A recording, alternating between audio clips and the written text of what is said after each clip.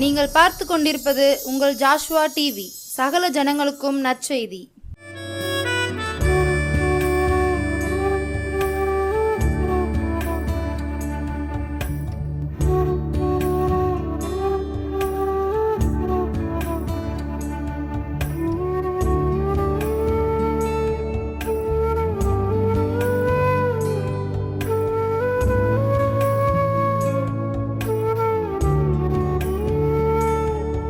அல்லேலூயா. தேவனாகிய கர்த்தரின் திருநாமம் மகிமைப்படுவதாக. நம்முடைய அருமை இரட்சகர் மீட்பர் இயேசுவின் திருநாமத்தினால் உங்களுக்கு என் அன்பான வாழ்த்துக்கள்.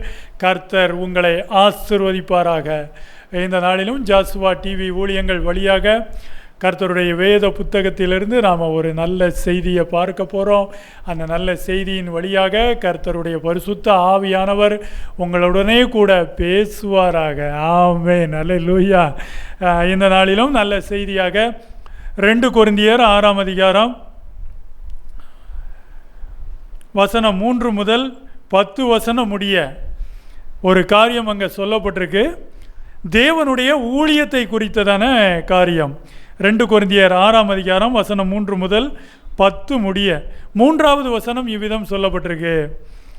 இந்த ஊழியம் குற்றப்படாதபடிக்கு நாங்கள் யாதொன்றிலும் இடரல் உண்டாக்காமல் எவ்விதத்தினாலேயும் எங்களை தேவனுடைய ஊழியக்காரர் என்று விளங்க பண்ணுகிறோம். அல்லேலூயா. அன்பானவர்களை, எவ்வளவு மகிமையான அருமையான வார்த்தை பாருங்க. இந்த ஊழியம் குற்றப்படாதபடிக்கு, இந்த ஊழியம் நாம் செய்து வருகிறதான இந்த ஆவிக்குரிய ஊழியம் குற்றப்படாதபடிக்கு நாங்கள் யாதொன்றிலும் எந்த காரியத்திலையும் இடரல் உண்டாக்காமல், நாங்கள் யாருக்கும் இடரல் உண்டாக்கலை. ஏன்னா இந்த ஊழியம் குற்றப்படும்படியாக நாங்கள் எந்த விதமான இடரலையும் யாருக்கும் நாங்கள் செய்யறதில்ல. இடரல் உண்டாக்காமல் எவ்விதத்தினாலேயும், எந்த காரியத்தினாலையும், எவ்விதத்தினாலும் இருந்து சரிதான், எந்த சூழ்நிலைகளாக இருந்தாலும் செய்யறோம். நாங்கள் எப்படி எங்களை விளங்க பண்ணுகிறோன்னா, எங்களை எல்லா சூழ்நிலைகளிலும் யாதொன்றிலும் எல்லா விதத்திலேயும் எங்களை தேவனுடைய ஊழியக்காரனாக விளங்க பண்ணுகிறோம். அல்லேலூயா. அன்பானவர்களை பாருங்க, அருமையான வசனம். அப்போஸ்தலன் பவுல் தன்னுடைய ஊழியத்தின் பகுதியில், ஊழியத்தின் பாதையில் பட்ட கஷ்டங்கள், நஷ்டங்கள், அவமானங்கள், நிந்தைகள், வேதனைகள், கொடுமைகள் கொஞ்ச நஞ்சம் இல்லை. அல்லேலூயா. அன்பானவர்களே, அவ்வளவு வேதனை, அவ்வளவு அவமானம், அவ்வளவு கஷ்டங்கள், அவ்வளவு நெருக்கடிகள் மத்தியிலும் என்னை நான் தேவனுடைய ஊழியக்காரன் என்றே நான் விளங்க பண்ணுகிறேன். இதில் நான் விழிப்புள்ளவனாய் இருக்கிறேன். நான் மட்டுமல்ல, என்னோடு இருக்கிற அத்தனை தேவ ஊழியர்களும் தங்களை தேவ ஊழியர்களாக விளங்க பண்ணுவதில் நாங்கள் நோக்கமாக இருக்கிறோம், விழிப்புடன் இருக்கிறோம் என்று அப்போஸ்தலன் பவுல் எழுதியிருக்கிறார். அன்பானவர்களே, அவருடைய சூழ்நிலை வேதனையை நம்ம கீழே பார்த்தோன்னா எவ்வளவு வேதனைகள் பாருங்க. 10வது வசனத்தில் சொல்கிறாரு, துக்கப்படுகிறவர்கள் எனப்பட்டாலும் எப்பொழுதும் சந்தோஷப்படுகிறவர்களாகவும், தரித்திரர் எனப்பட்டாலும் அநேகரை ஐஸ்வர்யவான்கள் ஆக்கிறவர்களாகவும், ஒன்றுமில்லாதவர்கள் எனப்பட்டாலும் சகலத்தையும் உடையவர்களாகவும் எங்களை விளங்க பண்ணுகிறோம். அல்லேலூயா. அன்பானவர்களே, எங்களை நாங்கள் இப்படித்தான் விளங்க பண்ணுகிறோம். எங்களை நாங்கள் அப்படித்தான் அடையாளப்படுத்தி இருக்கிறோம். எங்களை சுற்றி எந்த சூழ்நிலைகள் இருந்தால் என்ன, எந்த நெருக்கடிகள் இருந்தால் என்ன, எந்த அவமானம் இருந்தால் என்ன, எந்த நிந்தைகள் இருந்தால் என்ன, நாங்கள் தேவனுடைய ஊழியன் என்பதை நாங்கள் விளங்க பண்ணுவதில் தவறிவிடவே இல்லை. அன்பானவர்களே, பவுல் இவ்விதம் எழுதியிருக்கிறார். ஒளிந்து போகும் மகிமைக்குரிய ஒரு ஊழியம், பழைய ஊழியம் மோசேயுடைய அந்த ஊழியமே மகிமையுடையதாக இருந்தால், ஆவிக்குரிய இந்த ஊழியம் அழியாமையாய் உள்ள இந்த அழியாமை மகிமைக்குரிய இந்த ஊழியம் எவ்வளவு மகிமையுடையதாக இருக்கும், எவ்வளவு கனமுடையதாக இருக்கும். ஆவிக்குரிய ஊழியத்தை செய்கிற நீ, அழியாத தேவ மகிமையுடைய ஊழியத்தை செய்கிற நீ, எவ்விதத்தினாலேயும் தேவனுடைய ஊழியம் குற்றப்படாதபடிக்கு உன்னை தேவனுடைய ஊழியக்காரனாக நீ விளங்க பண்ணு. அன்பானவர்களே, ஊழிய காரியங்களில் சாட்சியாய் நிற்பது சவாலான விஷயம். அதனால தான் பவுல் சொன்னார், தன்னை நிற்கிறவன் என்று எண்ணுகிறவன் விழாதபடிக்கு எச்சரிக்கையாக இருக்க கடவன்னு சொன்னார். அன்பானவர்களே, எவ்வளவு காரியங்கள், எவ்வளவு நெருக்கடிகள், எத்தனை பிரச்சனைகள், எவ்வளவு இன்னல்கள், எவ்வளவு அவமானம், எவ்வளவு நிந்த, எத்தனை அடிகள், எவ்வளவு பாடுகள், எத்தனை கஷ்டங்கள், எத்தனை சிறைச்சாலைகள், அத்தனையிலையும் நான் தேவனுடைய ஊழியன் என்றே என்னை விளங்க பண்ணுகிறேன்னு பவுல் சொன்னார். எந்த இடத்திலையும் தன்னுடைய தேவனுடைய ஊழியன் என்பதின் சாட்சி கெட்டு போகும்படியாக நான் எந்த செயலையும் செய்யவில்லை, அதில் நான் கவனமாக இருந்தேன் என்று அப்போஸ்தலன் பவுல் சொன்னார். நான் மட்டுமல்ல, என்னோடு இருக்கிற தேவ ஊழியர்களும் அதில் நாங்கள் கவனமாக இருந்தோம் என்று எழுதுகிறார். தேவ ஊழியத்தை செய்கிற தேவ மனுஷர்களே, தேவ ஊழியர்களே, அன்பான தேவ ஊழியர்களே, நாம் எல்லாரும் இந்த பகுதியை கவனிக்க வேண்டியிருக்கு. ஏன்னா நாங்கள் யாருக்கும் எந்த இடைஞ்சலும் எந்த இடரலும் பண்ணது கிடையாது. ஒருவனுக்கு இடரல் தடையை நாங்கள் போட்டதும் கிடையாது. நாங்கள் எங்கள் ஆவிக்குரிய ஊழியத்தை ஆவிக்குரிய பிரகாரமாக நாங்கள் செய்து கொண்டே வருகிறோம். சூழ்நிலை எதுவாக இருந்தாலும் தேவ ஊழியனாகவே நாங்கள் வெளிப்படுறோம். அல்லேலூயா. எந்த சூழ்நிலையிலையும் எங்களுடைய ஆவிக்குரிய குணத்தை, எங்களுடைய சாந்தமான குணத்தை, ஆவிக்குரிய கனிகள் வெளிப்படுவதை, ஆவிக்குரிய வரங்கள் வெளிப்படுவதை, அதுக்கு இடரலாம் எந்த விஷயங்களையும் நாங்கள் செய்யவும் மாட்டோம் அப்படின்றத அவர் சொல்கிறார். அவருடைய சூழ்நிலைகள், அவர் எந்ததெல்லாம் கடந்து வந்தார், எவ்வளோ கஷ்டங்கள், எவ்வளோ விஷயங்கள் மத்தியில் தேவனுடைய ஊழியனாக தன்னை விளங்க பண்ணினார் என்பதை தான் அந்த வசனம் சொல்லுது. 2 கொரிந்தியர் 6ஆம் அதிகாரம் வசனம் 3 இருந்து வசனம் 10வது வசனம் வரைக்கும் எழுதி வைத்து கொள்ளுங்கள், நித்தமும் அதை வாசியுங்கள். அல்லேலூயா. அன்பானவர்களே, இந்த அளவுக்கு பவுலுடைய பிரயாசம், அவர் கூட இருந்தவங்களுடைய பிரயாசங்கள் எல்லாம் இருந்திருக்கு. பாருங்க, 2 கொரிந்தியர் 4ஆம் அதிகாரம் 2வது வசனம், வெட்கமான அந்தரங்க காரியங்களை நாங்கள் வெறுத்து தந்திரமாய் நடவாமலும் தேவ வசனத்தை புரட்டாமலும் சத்தியத்தை வெளிப்படுத்துகிறதுனாலே தேவனுக்கு முன்பாக எல்லா மனுஷருடைய மனசாட்சிக்கும் எங்களை உத்தமர் என்று விளங்க பண்ணுகிறோம், தேவ ஊழியன் என்று விளங்க பண்ணுகிறோம். வெட்கமான அந்தரங்க காரியங்களை நாங்கள் வெறுத்து தந்திரமாக நாங்கள் நடக்கலை, தேவ வசனத்தை புரட்டி பேசலை. அல்லேலூயா.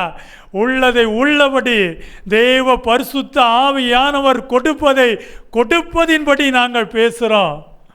அல்லேலூயா. தேவனுக்கு பிரியமான சத்தியத்தையே நாங்கள் பேசுகிறோம். எங்கள் சூழ்நிலை எதுவானாலும் சத்தியத்தை திருப்பி புரட்டி பேசுகிற மனுஷர் அல்ல நாங்கள்.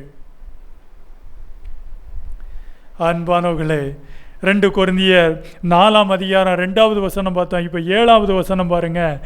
இந்த மகத்துவம் உள்ள வல்லமை எங்களால் உண்டாயிராமல் தேவனால் உண்டாயிருக்கிறது என்று விளங்கும்படி இந்த பொக்கிஷத்தை மண் பாண்டங்களில் பெற்றிருக்கிறோம். அன்பானவர்களே, நாம் பெற்று கொண்டது ஒரு பொக்கிஷம். பரலோகத்தின் பொக்கிஷம், பரிசுத்த ஆவியின் ஊழியம், பரிசுத்த ஆவியானவரின் பொக்கிஷம். இந்த பொக்கிஷத்தை இந்த மண்பானையில் போய் வச்சிருக்கிறோம். இந்த உடம்பு ஒரு மண்பானை. இந்த மண்பானைக்குள்ள இந்த பொக்கிஷம் இருக்கு. இந்த பொக்கிஷம் தேவனுடையது. இந்த பொக்கிஷத்தை நாங்கள் பெற்றிருக்கிற தேவனுடைய ஊழியர்கள். அல்லேலூயா. அன்பானவர்களே, நாம் என்ன பொக்கிஷத்தை பெற்றிருக்கிறோம் என்பதில் நாம் கவனமாக இருப்போமாக. இந்த மண்பானையில் தேவனுடைய பொக்கிஷத்தை நாம் பெற்றிருக்கிறோம், சுமந்து கொண்டிருக்கிறோம். 2 கொரிந்தியர் 1ஆம் அதிகாரம் 12வது வசனம், மாம்சத்துக்கேற்ற ஞானத்தோட நடவாமல், மாம்சத்துக்கேற்ற ஞானம், மாம்சத்துக்கேற்ற தந்திரமான செயல், இப்படியெல்லாம் நாங்கள் நடக்கலை.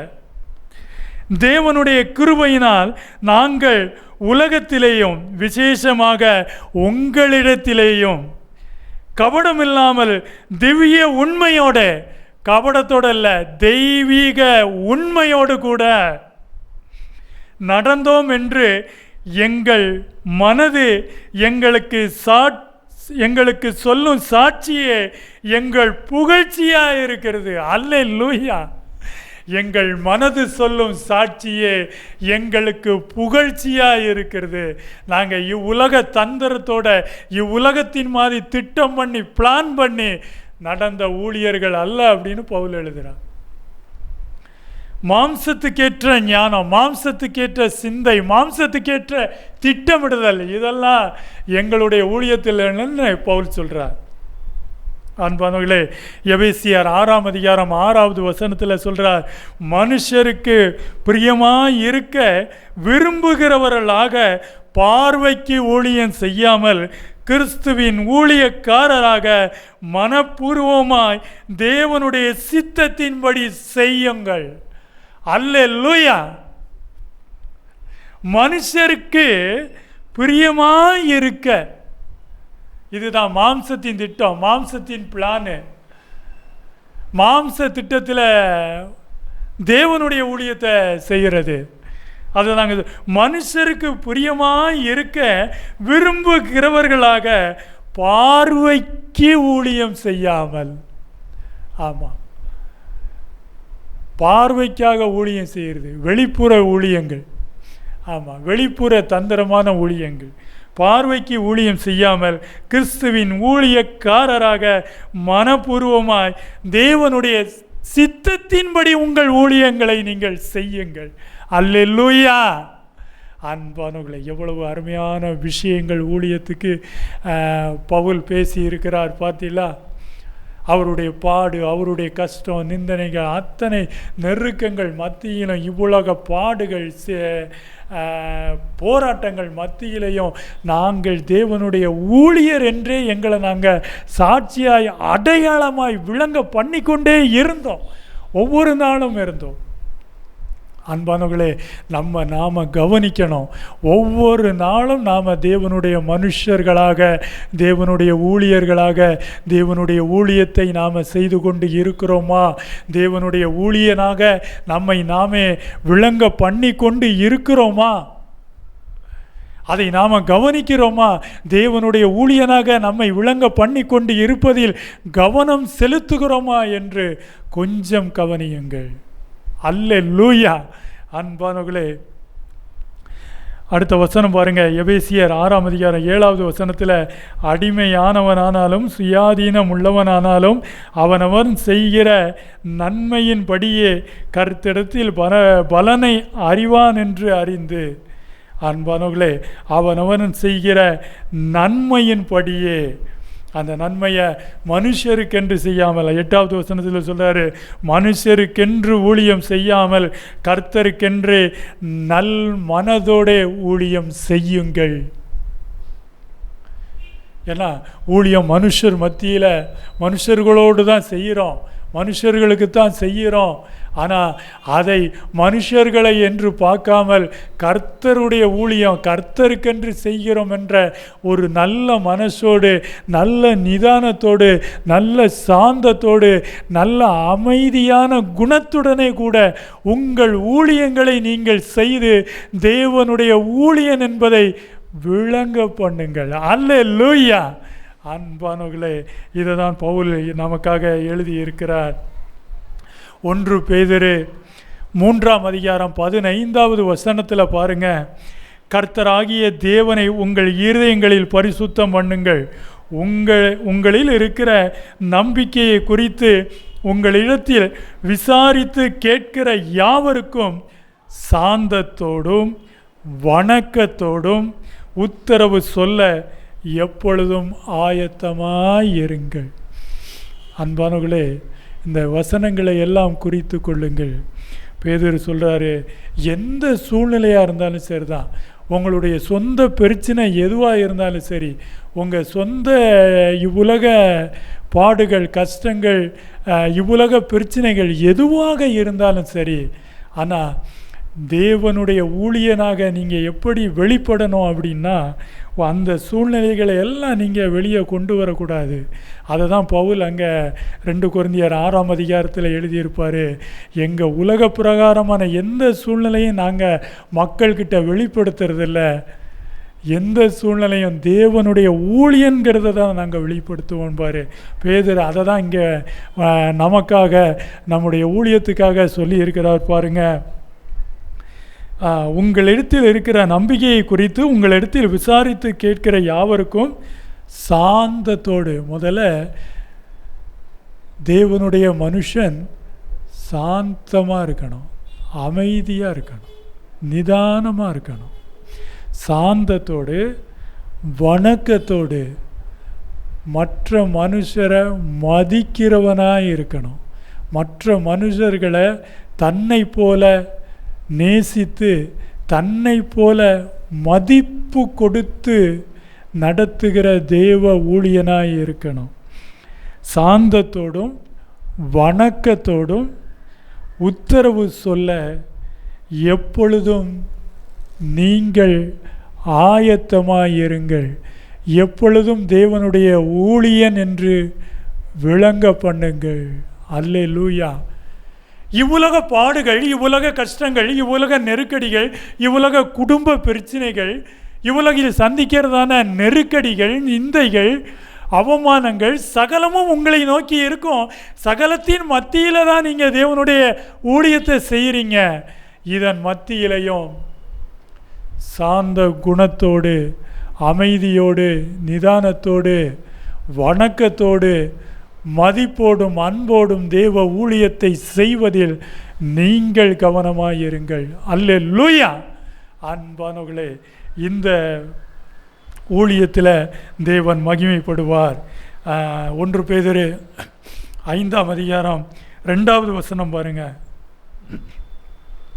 உங்களிடத்தில் உள்ள தேவனுடைய மந்தையை நீங்கள் மேய்த்து கட்டாயமாய் அல்ல, மனப்பூர்வமாயும், கட்டாயமாய் அல்ல, மனப்பூர்வமாக, மன திருப்தியோட, நிறைஞ்ச மனசோட. அல்லேலூயா. நிறைஞ்ச மனசோட அவலட்சணமான ஆதாயத்துக்காக அல்ல, ஆதாயத்தை தேடி அல்ல, உற்சாக மனதோடு. அல்லேலூயா. உற்சாகமான மனதோடு, நிறைஞ்ச மனசோடு, உற்சாக மனசோடு உங்களிடத்தில் உள்ள மந்தையை நீங்கள் மேயுங்கள், விசாரியுங்கள், நடத்துங்கள், செயல்படுத்துங்கள். அல்லேலூயா. அன்பானவர்களே, எவ்வளவு அழகான வசனம். அன்பானவர்களே, இந்த வசனங்களை கவனித்தோம் அப்படின்னு சொன்னால் நாம் நிதானத்தை இழக்காத மனிதர்களாய் பயணிக்க முடியும். இந்த வேத வசனங்களை நீங்கள் தினமும் கவனித்தீர்களே ஆனால் இவ்வுலக பிரச்சனைகள், நெருக்கடிகள் மத்தியிலும் நிதானத்தை இழக்காத தேவ மனுஷனாக, தேவனுடைய ஊழியனாக, தேவ ஊழியத்தை செய்து தேவ ஊழியனாக உங்களை நீங்கள் வெளிப்பட பண்ண முடியும். இந்த வசனங்களை மறந்து விட்டோம் என்றால் நம் சிந்தையில் இல்லை என்றால் நாம் நிதானத்தை இழந்து விடுவோம். அல்லேலூயா. அன்பானவர்களே, இந்த வசனங்களை நாம் என்ன செய்யணும்? தினமும் கடைபிடித்து வாழணும். இதை நாம் இருதயத்தில் வச்சு தினமும் மனப்பூர்வமாய் மன உற்சாகமாய் தெய்வ சபையை விசாரித்து நடத்தும்போது அந்த சபை ஆராதனை ஆசீர்வாதமாக இருக்கும். அங்கே வர்ற மக்கள், விசுவாச குடும்பங்கள் ஆசீர்வதிக்கப்படுவாங்க. உங்கள் திருச்சபை பெருகும், புதிய ஆத்துமாக்கள் பெருகும். உங்களுடைய சபை வளர்ச்சியை நோக்கி செல்லும். உங்கள் ஊழியம் மனுஷரிடத்திலும் அங்கீகரிக்கப்பட்டிருக்கும், தேவனிடத்திலும் அங்கீகரிக்கப்பட்டிருக்கும். இங்கேயும் ஆசீர்வதிக்கப்படும், அங்கே இருந்தும் ஆசீர்வாதங்கள் வரும். அல்லேலூயா. அன்பானவர்களே, இம்மையிலும் மறுமையிலும் ஆசீர்வதிக்கப்படும் ஆண்டவரே. ஆண்டவர் அவ்விதம் அப்படி நமக்கு சொல்லியிருக்கிறார். ஆனால் கர்த்தருடைய பணியை செய்கிற தெய்வ ஊழியர்களுக்காக இந்த வசனங்கள் எல்லாம் அழகாய் கொடுக்கப்பட்டிருக்கு.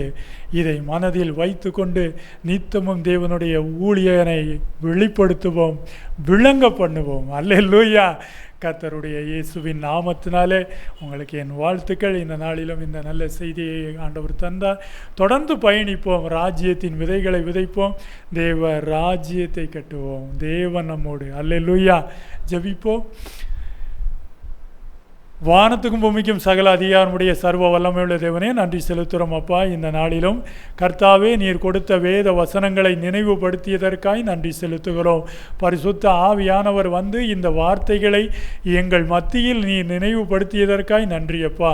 வரும் நாட்களிலே கர்த்தாவே அப்பா, மன உற்சாகத்தோடு நிறைஞ்ச மனசுடனே கூட ஆண்டவரே விசுவாச குடும்பத்தாரை வழி நடத்த கர்த்தர் நீர் நிரப்பும்படியாய் ஜெபிக்கிறேன். ஆண்டவரே, இந்த வேத வசனங்கள் தேவ ஊழியங்களை நிரப்புவதாக.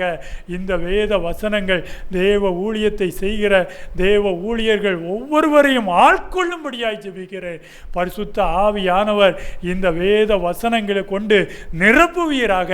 பவுல் சொன்னது போல எப்பொழுதும் எங்களை தேவனுடைய ஊழியன் என்று விளங்க பண்ணுகிறோம் என்ற வார்த்தையின்படியே ஆண்டவரே, ஒவ்வொரு நாளும் ஒவ்வொரு கணமும் தேவனுடைய ஊழியனாய் விளங்க பண்ண, தேவனுடைய ஊழியனை வெளிப்படுத்தி வாழ கர்த்தர் நீர் ஒவ்வொரு ஊழியங்களையும் ஒவ்வொரு ஊழியர்களையும் நீர் ஆசீர்வதித்து பலப்படுத்த ஜெபிக்கிறேன், வாழ்த்துகிறேன் அப்பா. என்னை பலப்படுத்துகிற கிறிஸ்துவினாலே எல்லாவற்றையும் செய்ய எனக்கு பலனுண்டு என்று பவுல் சொன்னது போல ஆண்டவரே, ஒவ்வொரு தேவ ஊழியங்களையும் ஒவ்வொரு தேவ ஊழியர்களையும் கர்த்தர் நீர் பலப்படுத்தி ஆசீர்வதிப்பீராக. பரிசுத்த ஆவியின் அபிஷேகத்தோடும் பரிசுத்த ஆவியின் அதிகாரத்தோடும் பரிசுத்த ஆவியின் வரங்களோடும் உம்முடைய ஊழியங்கள் பூமி எங்கும் ஆசீர்வாதமாய் அடையாளங்கள் அற்புதங்களோடு கட்டி எழுப்பப்படுவதாக. தேவ ஊழியத்தை ஆசீர்வதிங்க. தேவ ஊழியத்தை செய்கிற ஒவ்வொரு ஊழியக்காரர்களையும் குடும்பங்களையும் ஒவ்வொரு ஊழியக்காரர்களின் சபைகளையும் கர்த்தர் நீர் ஆசீர்வதித்து பெருக செய்வீராக. இயேசு நாமத்தினாலே வாழ்த்தி ஆசீர்வதிக்கிறேன். இயேசு நாமத்தில் ஜெபங்களை ஏறெடுக்கிறேன் என் ஜீவனுள்ள நல்ல பிதாவே. ஆமென். அல்லேலூயா.